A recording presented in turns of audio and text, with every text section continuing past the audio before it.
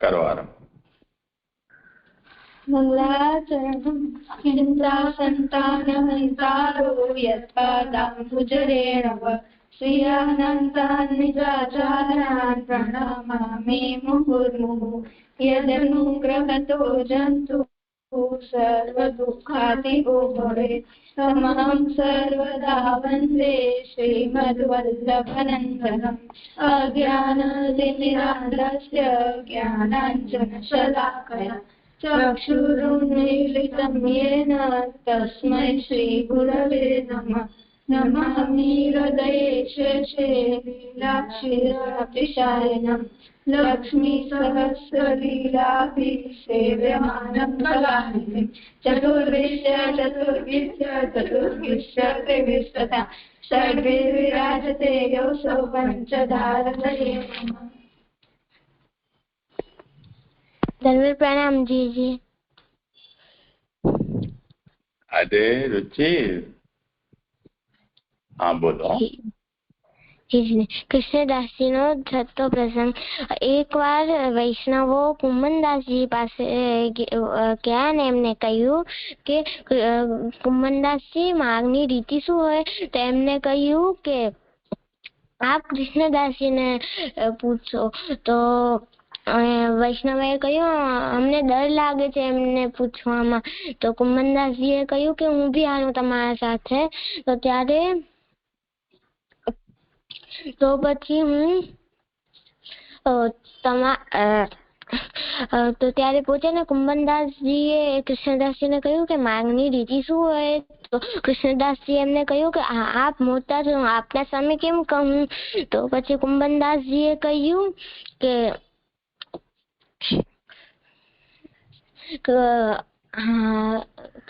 પેલા એક કીર્તન કરે એમાં સમજાવ્યું કે અષ્ટાક્ષર મંત્ર કીર્તન હતો શ્રી કૃષ્ણ શરણમ મમ ઉચ્ચરે.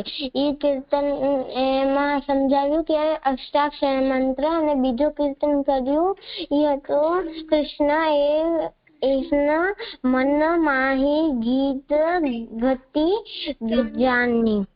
એ કીર્તન કર્યો એમાં પંચાક્ષર નો મતલબ સમજાવ્યો.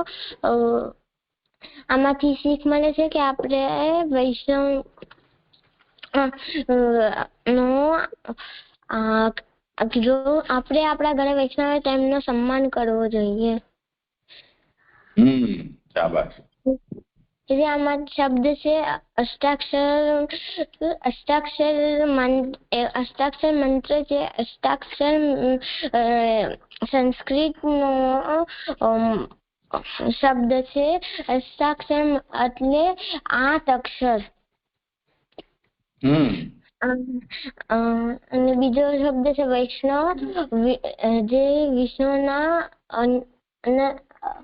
અનંત ભક્ત હોય. વૈષ્ણવ અનંત નહીં, અનન્ય. અનન્ય. આમાંથી મને પ્રશ્ન છે પંચાક્ષર એટલે? પંચાક્ષર એટલે 5 અક્ષર.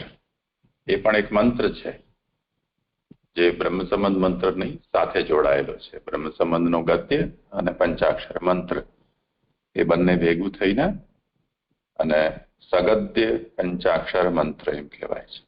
બ્રહ્મ સંબંધ મંત્રમાં બંને વસ્તુ આવી જાય છે, ગદ્ય અને મંત્ર.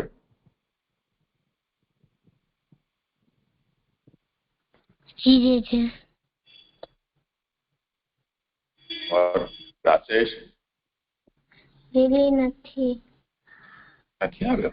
કઈ વાંધો. તો હવે પૃથ્વી નથી આવી. અચ્છા ભલે. હું ચલો તો કાલનું આપણે આવર્તન કરી લઈએ.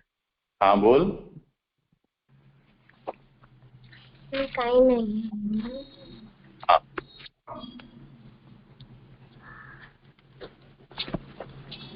કાલનો રિવિઝન હું કરું? હા કરો.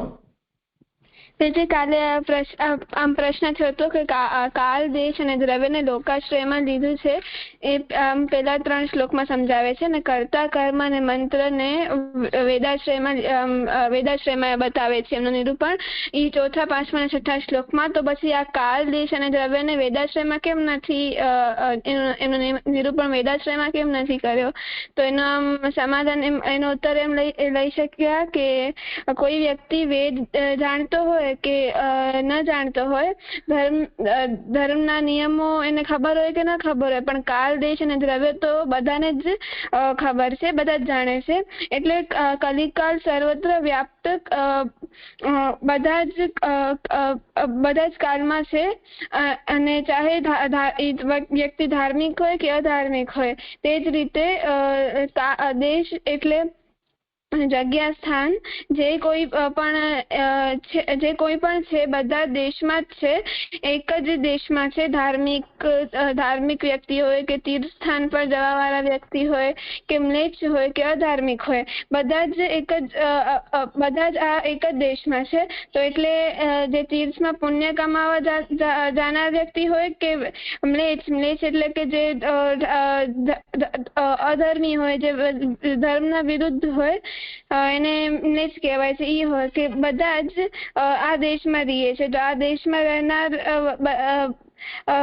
લૌકિક કહી શકાય, જેને જ્ઞાન હોય કે અજ્ઞાન હોય કે આવો સાધારણ મનુષ્ય પણ આ દેશમાં જ રહીએ છે. અને દેશ એવી વસ્તુ છે જ્યાં એવો સ્થાન છે કે એનો શાસ્ત્રીય સંદર્ભ ખબર હોય કે ન ખબર હોય, જે વ્યક્તિને એટલું તો જે વ્યક્તિને શાસ્ત્રનું ખબર હોય ન ખબર હોય, પર એ દેશનો આશ્રય કરી શકે છે.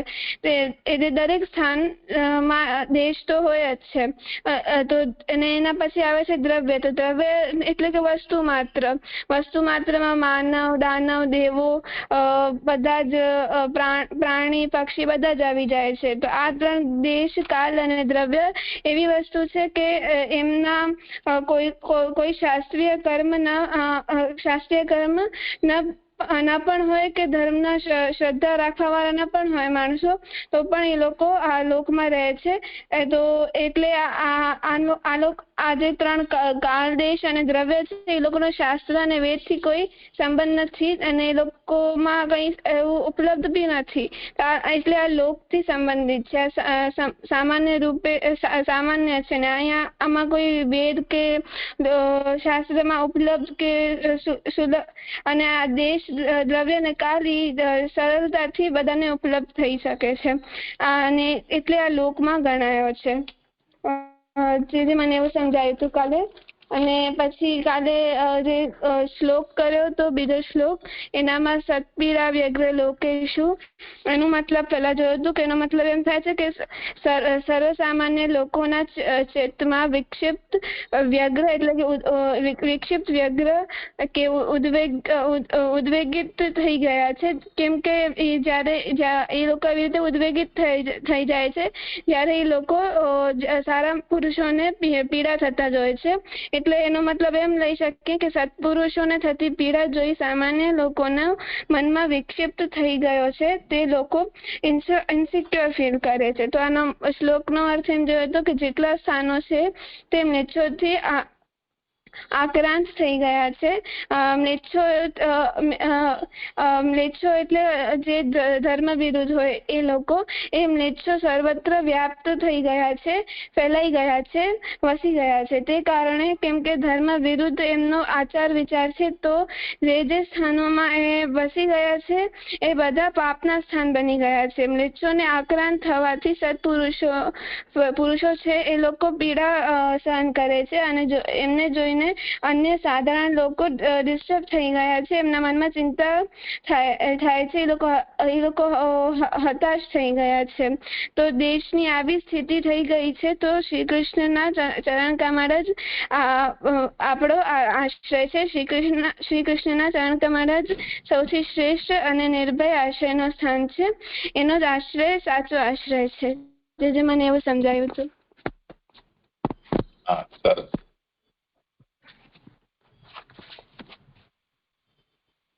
કોઈને કંઈ કહેવું છે?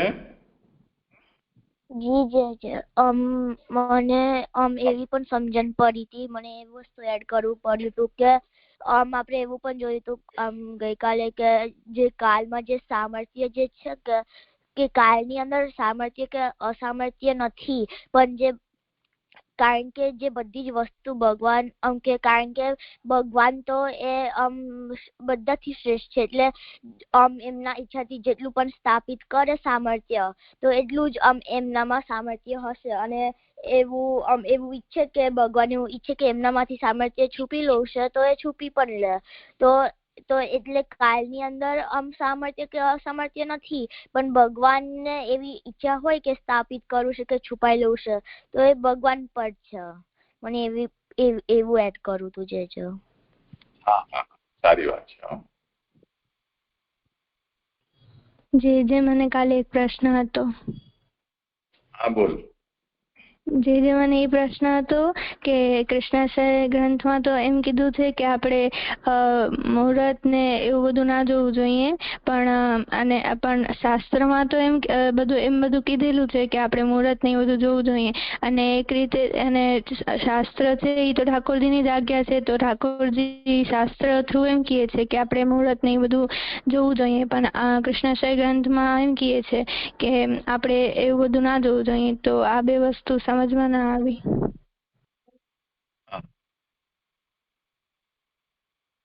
કાલે જેમણે ધ્યાનથી સાંભળ્યું હોય આ વિષયનો જવાબ તો મેં આપ્યો જ હતો, અને એ જુદા અર્થમાં આશ્રિતા સમજી છે. જેમને જવાબ આપવો હોય તે આપો.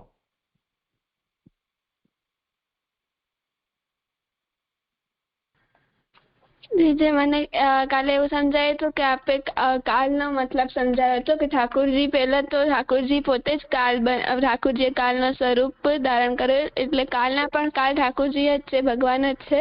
તો ઠાકોરજીએ જ કાલ બન્યા, અને પછી શાસ્ત્ર ને બધું ઠાકોરજી, પછી ધીરે ધીરે દેશ મંત્ર શાસ્ત્ર બધું ઠાકોરજીએ જ બન્યા છે, જે છે બધું ઠાકોરજી જ છે. તો પછી અહીંયા આસ્થાનો એવો પ્રશ્ન છે કે આ શાસ્ત્રમાં આજ્ઞા કરી છે કે બધું જોઈને કરવું જોઈએ. તો અહીંયા એટલે આપે એમ સમજાયું હતું કે જે મુહૂર્ત છે એ તો જેમ રામચંદ્રજીનું એક્ઝામ્પલ આપ્યું હતું કે એમનો મુહૂર્ત તો મોટા ઋષિઓએ કાઢ્યો તો એમના રાજ્યાભિષેક માટે, પણ એની જગ્યાએ રામચંદ્રજીને તો વનવાસ મળી ગયો. એટલે ખોટે 14 જેમ કે લોક સામાન્ય એટલે 14 ને પૂનમના દિવસે આ કરવું જોઈએ ને આવું બધું થઈ ગયું છે. તો આવી રીતે મુહૂર્તનો મતલબ ના લેવું જોઈએ, અને મુહૂર્ત ને બધાથી પણ ઉપર તો ઠાકોરજીને જ લેવું જોઈએ. એટલે જે આ મુહૂર્ત ને બધાના ઉપર ઠાકોરજી છે, આપણે ઠાકોરજીનો જ આશ્રય કરવો જોઈએ. અગર આપણે મુહૂર્ત ને બધું જોઈએ તો એનો મતલબ એમ થઈ જાય ને કે આપણે અન્યાશ્રય કરીએ છીએ.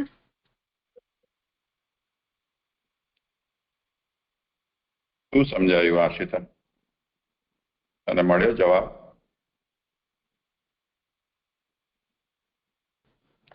જી શું સમજાયું તને? કે જે ઠાકોરજી તો કાલના કાલ છે, એટલે કે આપણે આ બધું મુહૂર્ત ને એ બધું જોઈએ તો એ બધું આપણે ના જોવું જોઈએ જ્યારે આપણે કૃષ્ણનો આશ્રય કર્યો હોય. કારણ કે આપણે કૃષ્ણનો આશ્રય કર્યો છે, પછી આપણે સેફ જ છીએ, તો આપણે પછી કાલ ને એવું બધું બહુ ના જોવું જોઈએ. એવું સમજાયું? અર્પણ, તને કંઈ સમજાયું આ વિષયમાં? આ જવાબ બરોબર છે?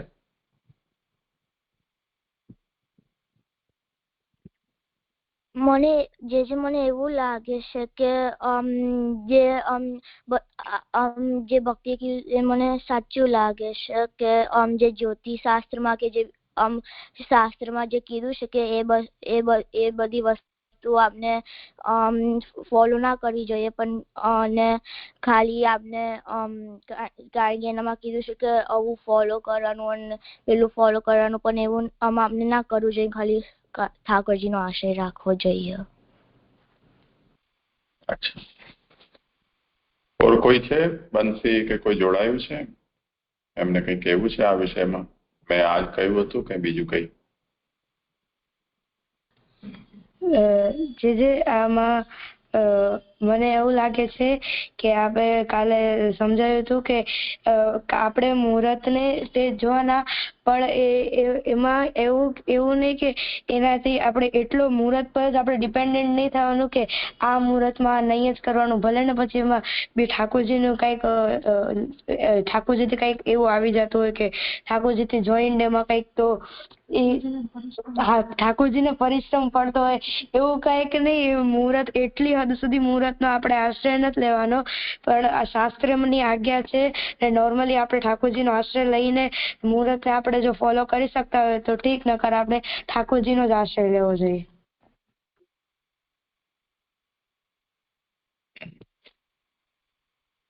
તો સમજી લો આ વિષયને, મહત્વનો વિષય છે. ખાસ કરીને તમને જ્યારે જવાબ બરોબર વ્યવસ્થિત સમજાયો નથી એટલે એને ફરીથી કહેવું જરૂરી છે. ગઈકાલે મેં એવું નથી કહ્યું કે મુહૂર્ત ન જોવા જોઈએ,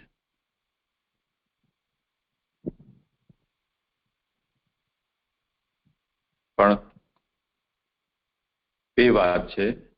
એક તો કાલનો આશ્રય નહીં રાખવો, આશ્રય પ્રભુનો રાખવો, આ મુખ્ય વાત છે. અને મુહૂર્ત કયા વિષયમાં જોવા અને કયા વિષયમાં ન જોવા એનો વિવેક રાખવો. તો કયા વિષયમાં મુહૂર્ત જોવા એનો ટેકનિકલ આન્સર એ છે કે શાસ્ત્રમાં જેટલા પણ નિત્ય અને નૈમિત્તિક કર્મો કહેવામાં આવ્યા છે એ કર્મના માટે શાસ્ત્રે કોઈ એક નિશ્ચિત સમય નક્કી કરેલો છે. તો એ સમય, એ કર્મ કરવા માટેનો સમય આપણને જ્યોતિષશાસ્ત્ર બતાવે છે. એ સમયને જ મુહૂર્ત કહેવાય છે. તો નિત્ય નૈમિત્તિક કર્મો જે કરવાના છે એના માટે શાસ્ત્રે જે સમય નિશ્ચિત કર્યો છે એ સમયને જાણવા માટે જ્યોતિષશાસ્ત્રનો ઉપયોગ કરવામાં આવે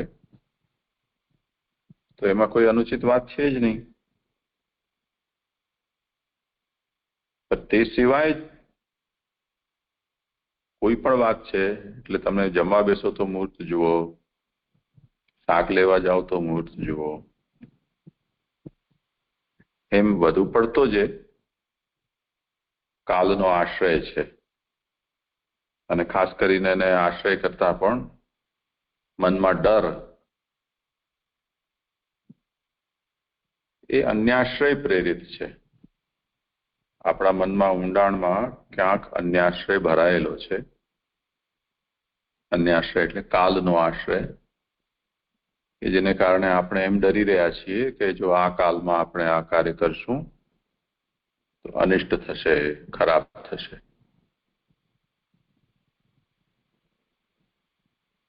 તો નિત્ય નૈમિત્તિક આપણા જે કર્મો છે શાસ્ત્રીય, તે સિવાય શાસ્ત્રીય મુહૂર્ત જોવાની કોઈ આવશ્યકતા નથી.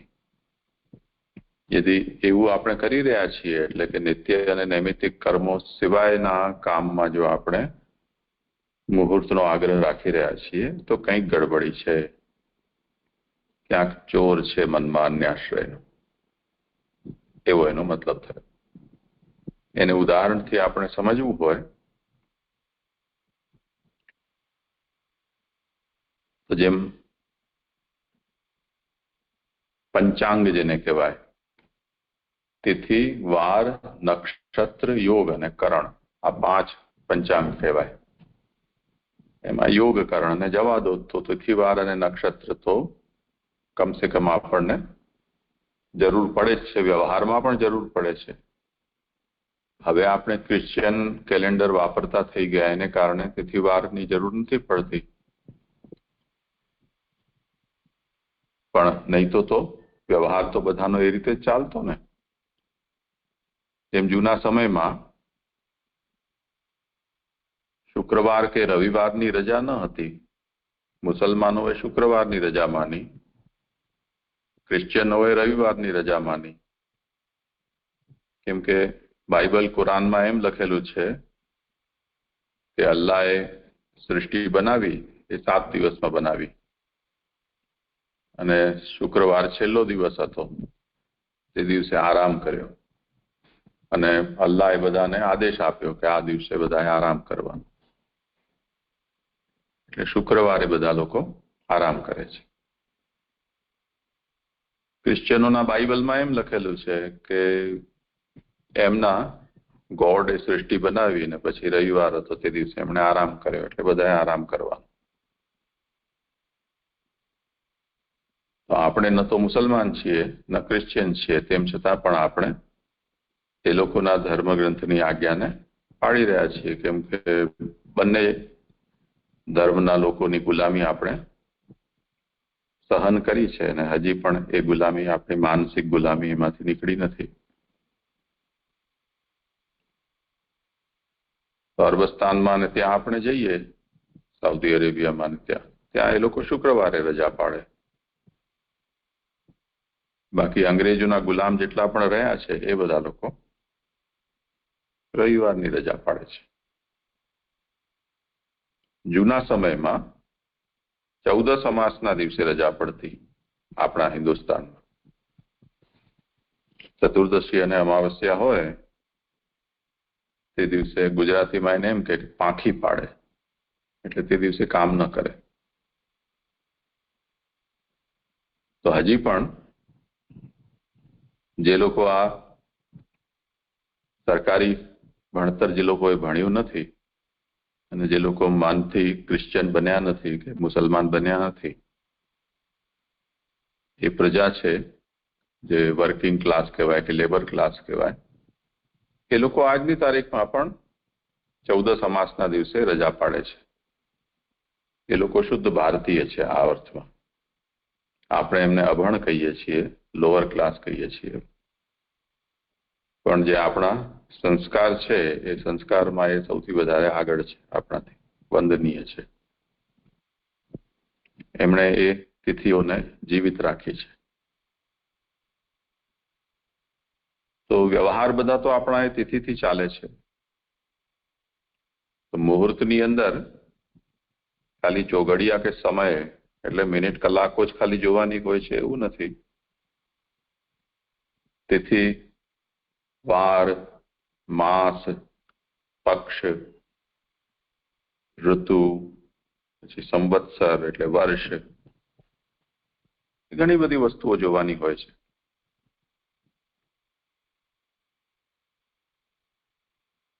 તો જેટલા પણ મુહૂર્ત નીકળે છે અત્યારે, જેમ કોઈના લગ્નનો કે જનોઈનો મુહૂર્ત છે, તો એક ઉદાહરણ તરીકે શાસ્ત્રમાં એમ કહ્યું છે કે વસંતે બ્રાહ્મણમ ઉપનયિત, વસંત ઋતુમાં બ્રાહ્મણનો ઉપનયન સંસ્કાર કરવો.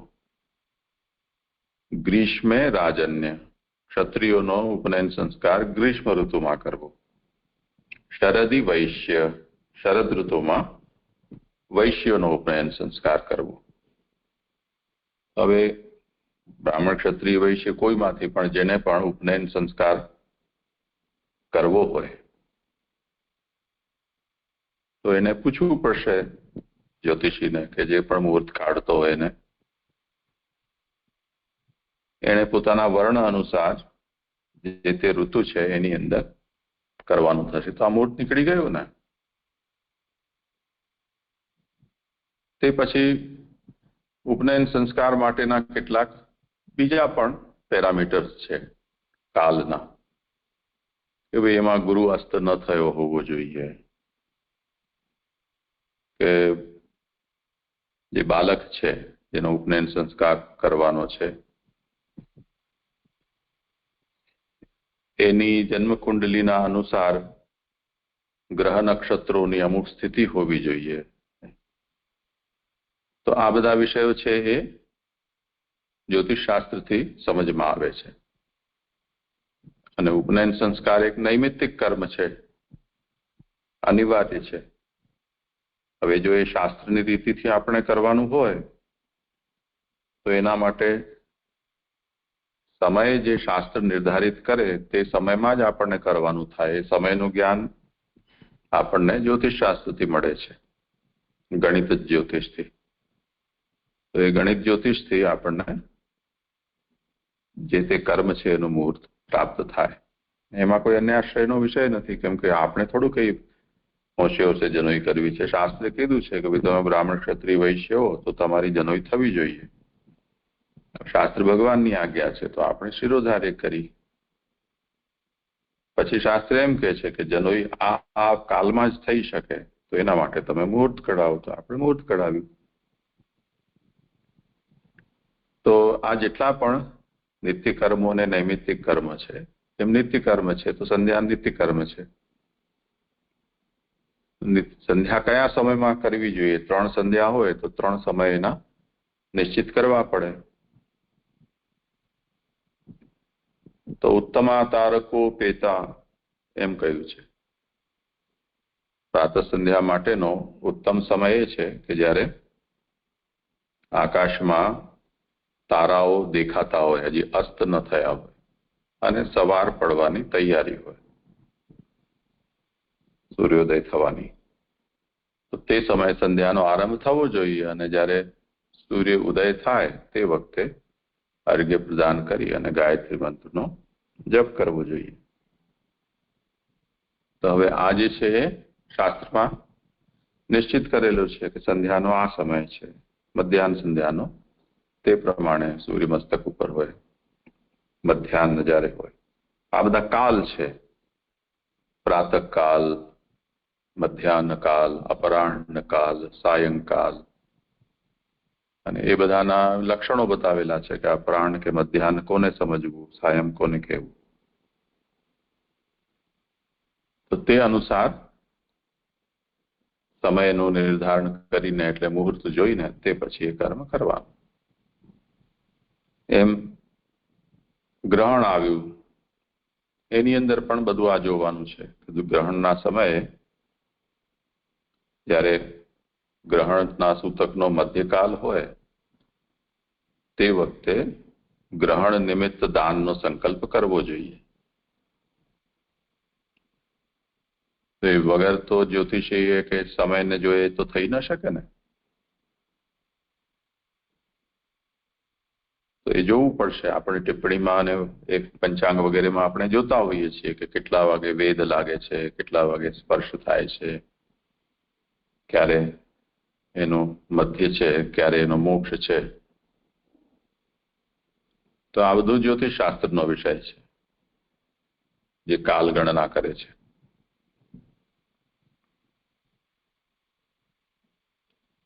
તો આ પ્રકારની જે સમયનું નિર્ધારણ કરવું એ જાતનું જે કાલગણનાનું જે જ્યોતિષ છે, જેને ગણિત જ જ્યોતિષ કહેવાય છે,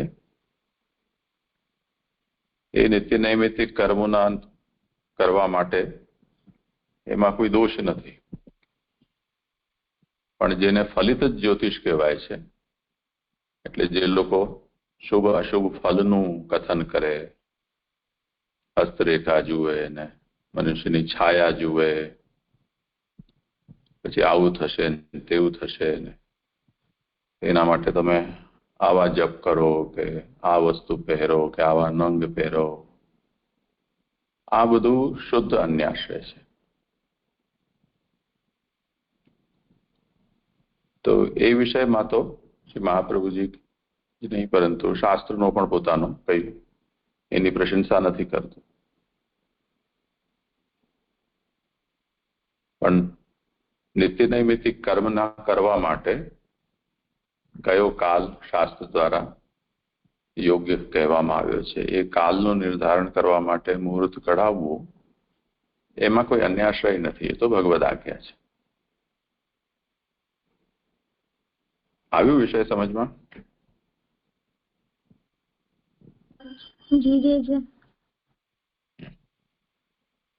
શું સમજાયું?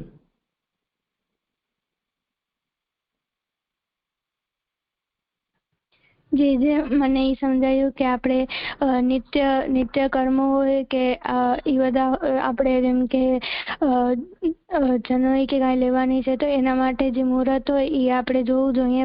બાકી આપણે એવા કોઈ કર્મો હોય કે જેનામાં આપણે ફલનું હોય તો એનામાં આપણે મુહૂર્ત જોઈએ તો એ અન્યાશ્રય થાય. અને આપણે એમ કહીએ કે તમારો આ ગ્રહ વીક છે તો તમને આ મણી કે કંઈ આવું કંઈ પહેરવું પડશે ને એવું બધું કહીએ ને આપણે એ બધું ફોલો કરીએ ને તો એ અન્યાશ્રય થાય.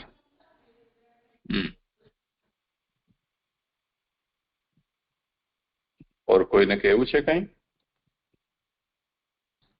જે મને એવું સમજાયું કે આશીષાએ કીધું, મને એટલું એડ કર્યું છે કે મહાપ્રભુજી એમ સમજાવે છે કે જેને ભગવાનનો આશ્રય લીધો છે તે વ્યક્તિ ને મુહૂર્ત કે જ્યોતિષ ના ચક્કરમાં ના પડવું જોઈએ અને શ્રી કૃષ્ણનો આશ્રય કરવો જોઈએ.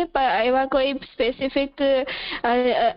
કોઈ સ્પેસિફિક જે ફંક્શન કે કોઈ પણ આપણે કાર્ય આવે તો આપણે મુહૂર્ત જોવા જોઈએ. હું એટલે વારંવાર આ વાત બોલી રહ્યો છું પણ તમે એ શબ્દને પકડી નથી રહ્યા. નિત્ય અને નૈમિત્તિક કર્મ કરવા માટે શાસ્ત્રે જે સમય નિશ્ચિત કર્યા છે એ સમયને જાણવા માટે મુહૂર્ત કઢાવી શકાય છે. તે સિવાયના કોઈ પણ કર્મ માટે મુહૂર્તનો આશ્રય કરવો એ અન્ય આશ્રય છે.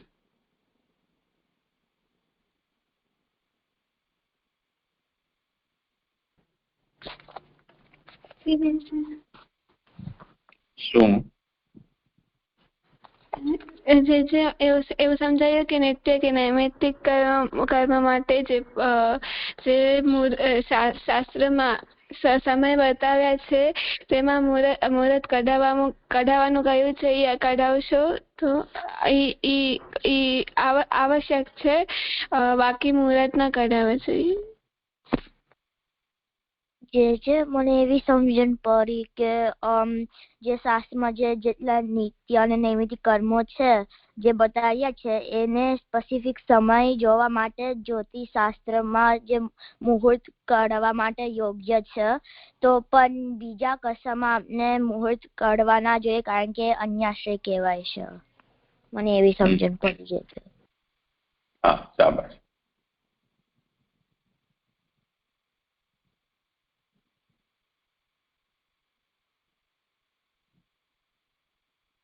સારું, કરો આગળ. જે હું કરું? હા, જે પણ કરો. ગંગાતીર્થવરીયેષુ દુષ્ટૈરેવાવૃતેષુ લોકાશ્રય હાલે ફળસાધક નથી તો પણ કૃષ્ણાશ્રયની સફળતાના નિરૂપણ માટે ધર્મના 6 અંગોમાં દ્રવ્યની વર્તમાન સમયમાં ફલાસાધકતાનું નિરૂપણ. ગંગાતીર્થવરીયેષુ દુષ્ટૈરેવાવૃતેષુ તિરોહિતાધિદૈવેષુ કૃષ્ણ એવ ગતિર્મમ. જે મને આમાં એવી સમજ પડી, ગંગા વગેરે ઉત્તમ તીર્થો પણ દુષ્ટો વડે વીંટાઈ ગયેલા છે, માટે અર્થરૂપ તીર્થોનું દેવતાઈ સ્વરૂપ તિરોહિત થઈ ગયું છે. આવા સમયમાં શ્રી કૃષ્ણ જ મારી ગતિ હો. જે મને આમાંથી સમજમાં આવ્યું કે કલયુગમાં ગંગાજી વગેરે ઉત્તમ તીર્થો છે, એમનું જે આધિ દૈવિક સ્વરૂપ છે એ તિરોધાન થઈ ગયું છે, કારણ એ દુષ્ટો વડે ઘેરાઈ ગયું છે. તો એમનો જે આદિ ભૌતિક સ્વરૂપ છે એ છે, પણ એમનો જે આદિ દૈવિક સ્વરૂપ છે એ હવે તિરોધાન થઈ ગયું છે. તો આપણે એમની જે શુદ્ધતા પહેલાના સમયમાં જે પણ ગંગાજીમાં સ્નાન કરતું એમનો અંતઃકરણ અને એમનો બહારનો પણ જે શરીર છે એ શુદ્ધ થઈ જતું, પણ હવે કલયુગમાં એમનું જે આદિદૈવિક સ્વરૂપ છે એ નથી બિરાજતું, તો આપણે બહારનો શરીરનો જે મેલ છે એ ધોવામાં ઉપયોગી થાય છે, પરંતુ આપણા અંતઃકરણને શુદ્ધ નથી બનાવી શકતું. અને ખાલી જે સત્ય પુરુષ હોય છે, ખાલી સત્ય પુરુષ હોય છે, હા, એમને જ આ દેવતા એ લોકોને જ આ અસરદાયક થાય છે. અને આપણે આવા સમયમાં આપણે કૃષ્ણનો જ આશ્રય કરવો જોઈએ. और કોઈને કંઈ કહેવું હોય?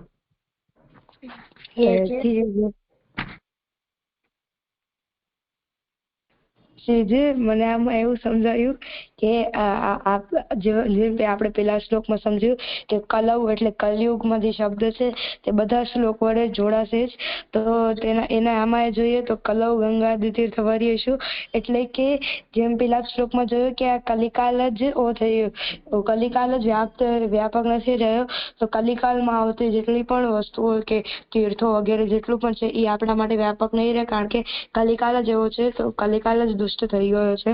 તો એવા સમયમાં ગંગાજી જેવા ઉત્તમ તીર્થો પણ આપણા દુષ્ટોથી ઘેરાઈ ગયા છે, એટલે તેમાં પણ મ્લેચ્છો બધા ભરાઈ ગયા છે.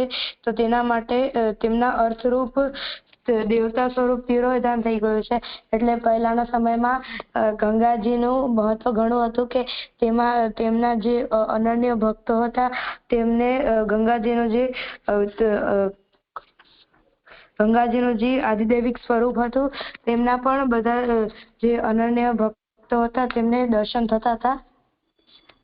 જેમ ભીષ્મને થયા હતા એવી રીતે જે અનન્ય ભક્તો હતા તેમને ગંગાજીના આવા ઉત્તમ સ્વરૂપના દર્શન થતા હતા કે જેવી રીતે ઠાકોરજીના અનન્ય ભક્તો હોય છે તેવી રીતે ગંગાજીના પણ એવા જ ભક્તો હતા. તો તેઓ શુદ્ધ ભાવથી ગંગાજીને પૂછતા હતા અને તેમાં સ્નાન કરવું એટલે તેઓ પૂરા મનથી સ્નાન કરતા હતા કે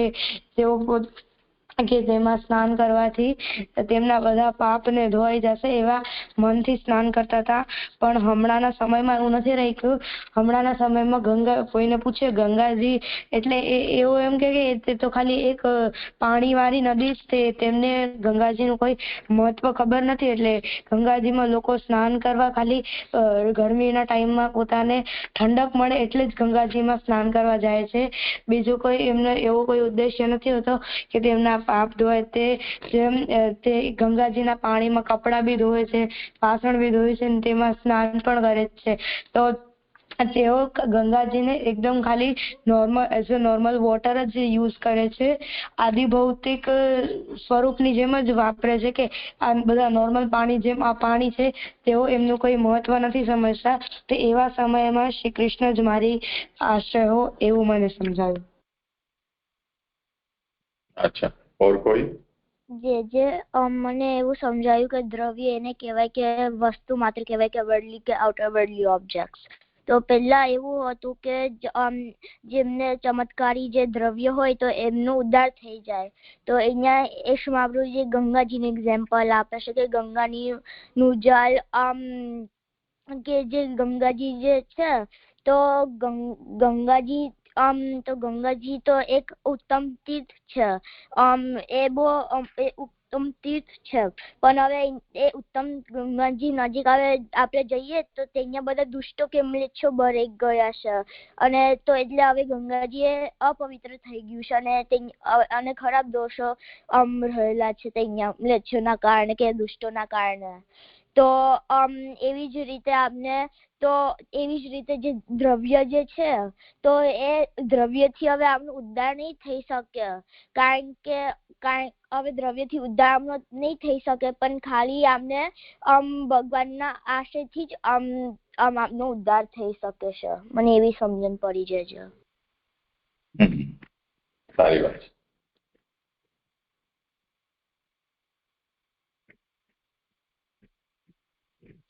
જો શ્રી મહાપ્રભુજી અહીંયા ગંગાજીને ઉદાહરણ તરીકે લીધા છે અને દ્રવ્ય ફલ અસાધક છે એ વાતને સમજાવવા માટે ઉદાહરણ હંમેશા જે પ્રસિદ્ધ હોય એનું લેવામાં આવે, મોસ્ટ પોપ્યુલર હોય, બધા લોકો જાણતા હોય, કેમ કે ઉદાહરણ સમજાવવા માટે આપવામાં આવતું હોય છે.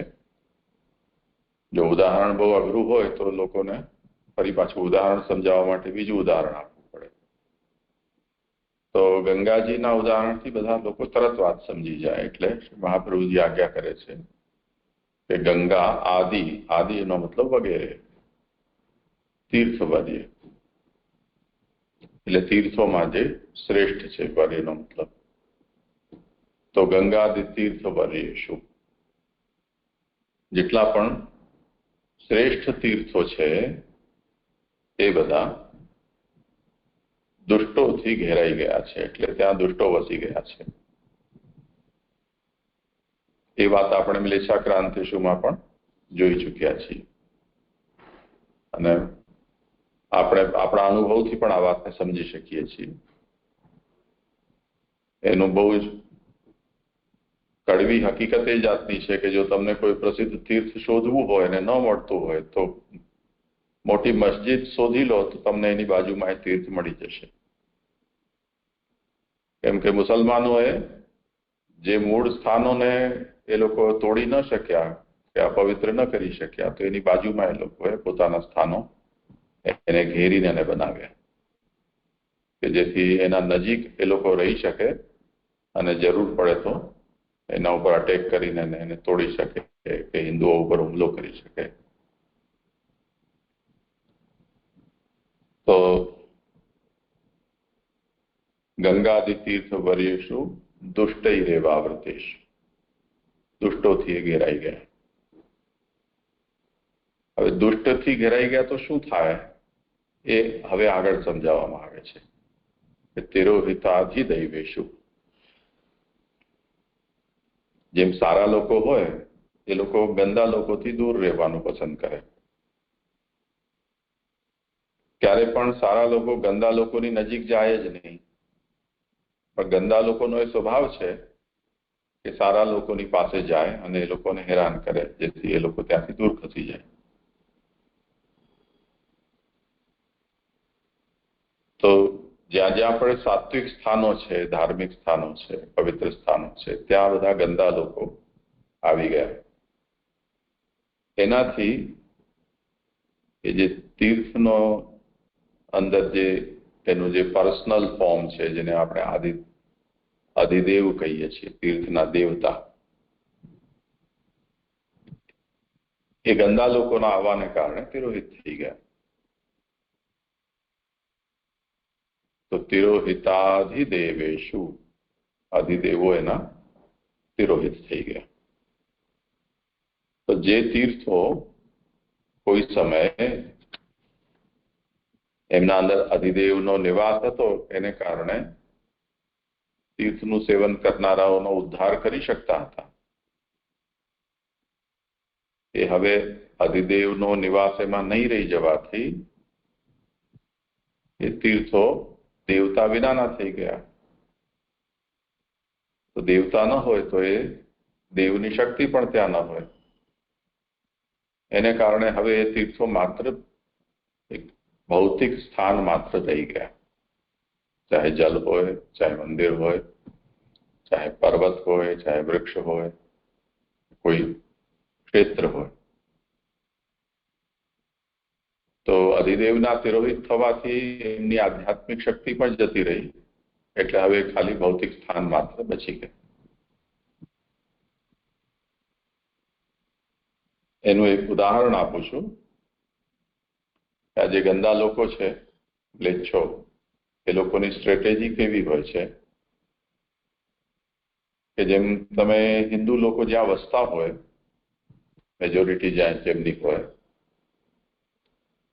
એ વસ્તીમાં કોઈ મકાન વેચાતું હોય કે દુકાન વેચાતી હોય તો મુસલમાનો એને હિન્દુ જેટલા રૂપિયામાં ખરીદે એનાથી ઘણા વધારે પૈસા આપીને એ જગ્યા ખરીદી લે. અને જેવો એક મુસલમાન એ કોલોનીમાં ઘર લીધું કે બજારમાં એણે દુકાન લીધી, એની સાથે જ એના આવવાને કારણે જે બીજા હિન્દુ લોકો છે એ લોકો ત્યાંથી ભાગવાનું શરૂ કરે કે હવે આપણા રહેવા જેવું ન રહ્યું. તો એક મકાન કે દુકાન જે ઊંચા ભાવેથી એણે ખરીદી, એના પછી બીજા બધા જ મકાન અને દુકાનોના ભાવ એટલા નીચા જતા રહે કે બીજા મુસલમાનો એને સસ્તામાં ખરીદીને એને એ આખો એરિયા છે પોતાના કબજામાં કરી લે. જેમ અત્યારે આપણે માંડવીમાં જોઈએ તો કંસારા બજારમાં 10 વર્ષ પહેલા કોઈ મુસલમાનની દુકાન હતી નહીં, પણ કોઈ હિન્દુએ દુકાન એક મુસલમાનને વેચી, ઊંચા ભાવે એને ખરીદી, એની સાથે 4-5 દુકાનો મુસલમાનની બાજુવાળા વેચતા ગયા અને મુસલમાનો ખરીદતા ગયા. એટલે ભારત સરકારે, ગુજરાત સરકારે ઘણી બધી જગ્યાએ એના માટે સ્પેશિયલી લો બનાવવા પડ્યા છે. આ પરિસ્થિતિને જોઈને અને એ કાનૂનમાં એમણે એ પ્રોવિઝન રાખ્યું છે કે જો હિન્દુ એરિયામાં કોઈ મુસલમાનને જો તમે મકાન વેચવા માંગતા હો કે કોઈ મુસલમાન ખરીદવા માંગતો હોય તો સૌથી પહેલા જે કલેક્ટર હોય એના માટેની પરમિશન જરૂરી છે. કલેક્ટર છે એ એરિયાના બધા લોકોને પૂછીને એને કન્સેન્ટ આપે કે એને મકાન વેચવું કે ન વેચવું, કેમ કે એના કારણે સોશિયલ બેલેન્સ બગડી જાય છે. તો આ વાત ખાસ સમજો કે દુષ્ટોના આવવાથી શું થાય છે. જેમ આપણે બગીચામાં ગયા, કોઈ રમી રહ્યું છે, કોઈ ખાઈ રહ્યું છે, કોઈ કંઈ વાંચે છે, કોઈ આરામ કરી રહ્યું છે, બધા પોતપોતાની પ્રવૃત્તિમાં મસ્તીથી રહી રહ્યા છે. એવામાં લફંગા જેવા 2-4 જણા આવીને અને મોટેથી કંઈ ગીતો વગાડવા લાગે, ડીજે વગાડવા લાગે કે જોરથી હાહાઠી કરવા લાગે, તો આખો માહોલ ત્યાંનો બગડી જાય અને બધા લોકો જે સજ્જનો છે એ લોકો એમ વિચારે કે હવે અહીંયાથી દૂર જતા રહીએ, બીજે ક્યાંક જતા રહીએ. તો દુષ્ટોના આવવાથી આ બધા જે શ્રેષ્ઠ તીર્થો છે એ તીર્થના દેવતાઓ ત્યાંથી તિરોહિત થઈ ગયા.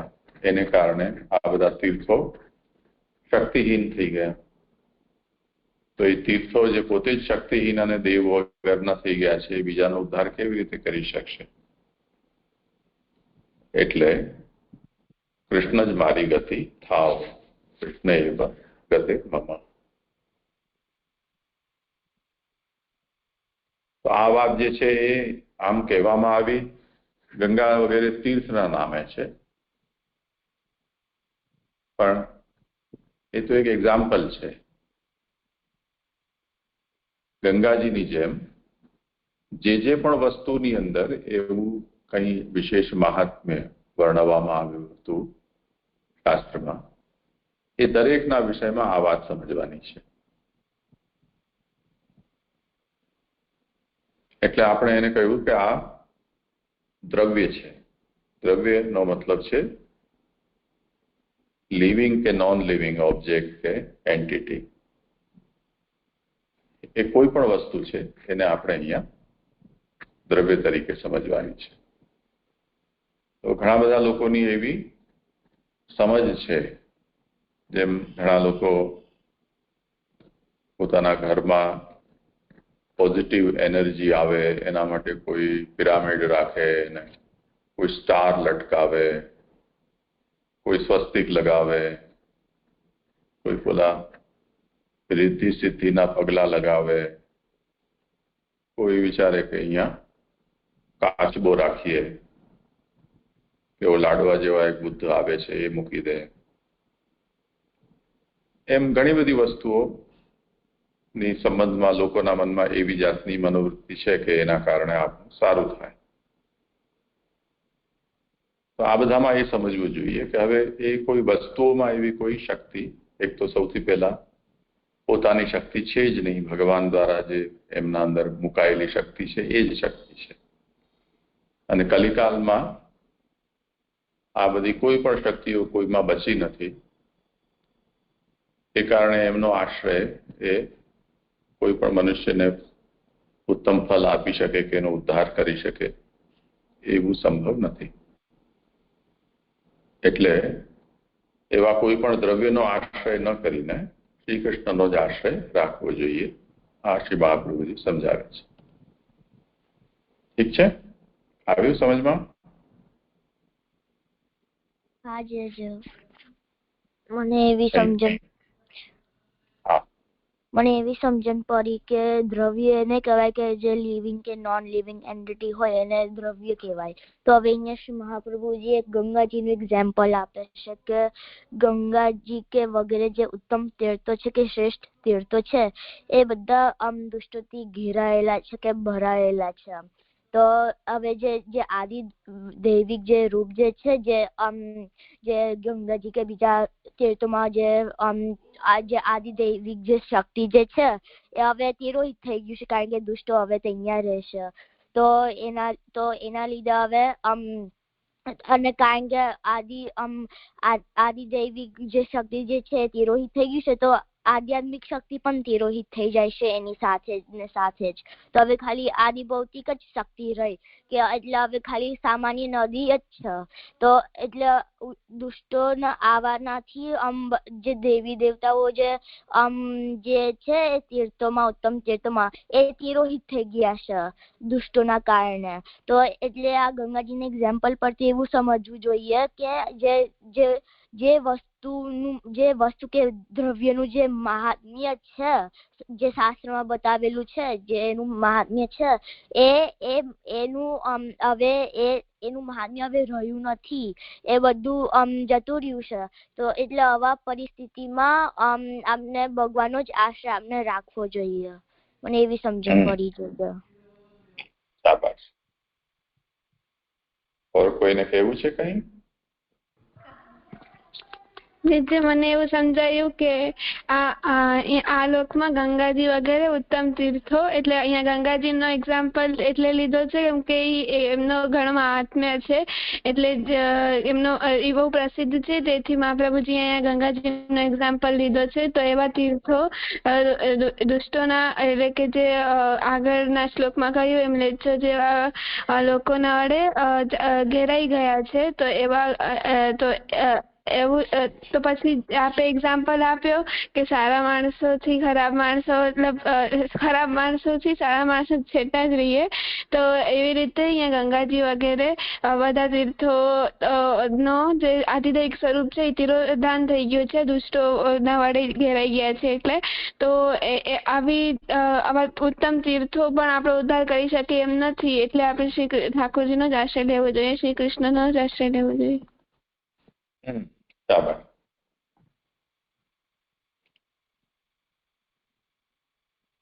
તો લોકાશ્રયમાં કાલ, દેશ અને દ્રવ્ય આ ત્રણનો આશ્રય કલિકાલમાં ફલ સિદ્ધ કરનારું નથી. એટલે એની ફલ અસાધકતાનું નિરૂપણ કરીને શ્રી કૃષ્ણજી નો આશ્રય લેવો જોઈએ એવું અહીંયા સુધી નિરૂપણ થયું. ઠીક છે ને? તો સારું, આજનો આપણો સમય થયો છે. અહીંયા આપણે વિરામ.